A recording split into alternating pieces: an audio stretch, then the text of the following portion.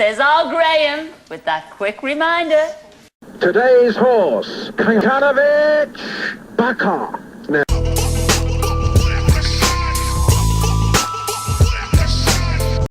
Okay, Mansfield 1, Northampton 0 in that other player. Sorry, Mansfield 0, Northampton 1. Mansfield 0, Northampton 1. Day getting the goal after 40 minutes play. Northampton 0, Mansfield 1. I beg your pardon. Let me get it right. Northampton 0, Mansfield 1 in that other playoff semi-final which is going on today. That's the Division 3 playoff semi-final. So it's Mansfield 0, Northampton. Sorry, it's Northampton 0, Mansfield 1, let me get it absolutely right, in that other playoff semi-final which is going on today. Keep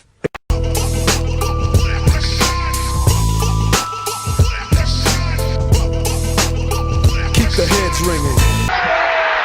Goal for Aston Villa! Goal for Leyton Orient, I beg your pardon. The cross coming in on this near side of the field. I'm as amazed as everybody else because Villa have had cast iron opportunities at the far end of the field, and this time the ball was played in, and it's the substitute Chris Dagnall who has headed the ball home and into the back of the net, I think. But anyway, whoever it was, it might have been Vancelow, who looks quite like him. One way or the other, the ball has been headed into the goal.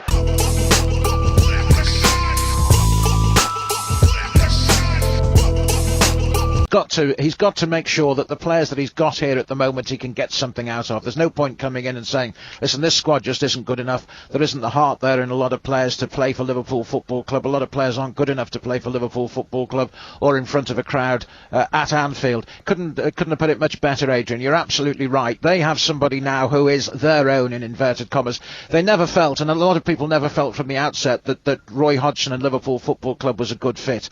And so it proved, in actual fact. Now Kenny is back, and there will be no more dissent from the terraces between now and the end of the season. You can bet your bottom dollar. So the team will get massive backing. If Kenny asks for them to sing their hearts out, they will do it, because he was just a wonderful player for Liverpool Football Club, probably the greatest that has ever played for the football club, although older people might argue about Billy Liddell, and you could argue about some of the players that played alongside Kenny Dalglish as well, but a wonderful, wonderful player who will always be remembered at Liverpool Football Club as that, and as a manager as well, who, by the way, produced the best football I've ever seen at Liverpool Football Club as well. Now, it unfortunately tailed off towards the end of his tenure here in 1991, but nevertheless...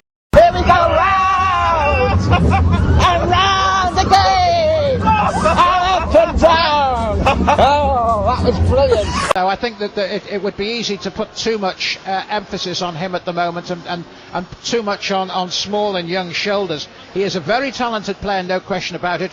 Whether he's ready for the hurly-burly of the Premier League is a different question, but clearly Brendan Rodgers is prepared to try him out here just to see how he goes, and with backup on the bench, if it doesn't work for him, he can bring him off, because the worst thing he can do is put him on and, like some bud which is just beginning to flower, feel the frost of a big Scottish defence on top of him, which might destroy him Where forever. are you going with that metaphor, Graham? No further is the answer to that, Danny. Story is the same. How can you prove it? Yes, how can you prove it? That's Arsene Wenger talking at yesterday's press conference, who Alvin should. Cesc Fabregas come out. Graham, a bride on the pitch?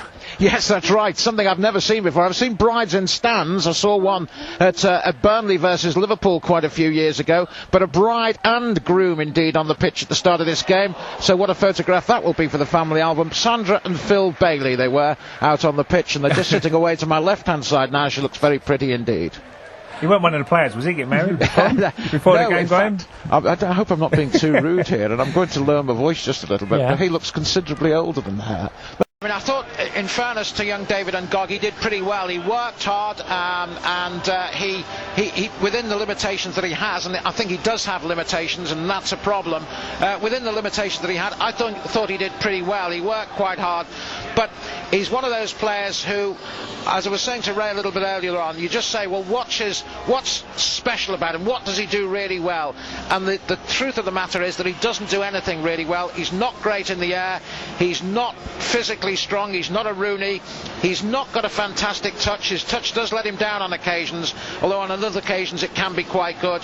And so he's one of those players where you're looking for something special, but really inbuilt in him it quite simply isn't there. But as I say, take nothing away from him tonight. I thought he did pretty well.